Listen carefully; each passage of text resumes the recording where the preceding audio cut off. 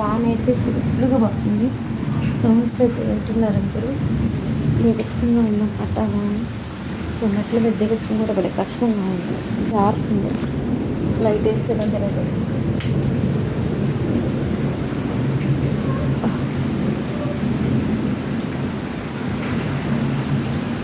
ఉరుములు మెరుపులు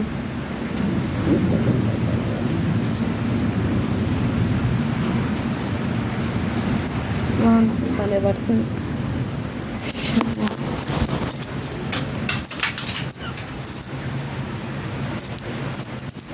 ఎక్కడ కరెంటు పోయిద్దో అని భయంగా కూడా ఉందన్నమాట. త్వరగా ఇక్కడి నుంచి బయటికి వెళ్ళిపోతే పని.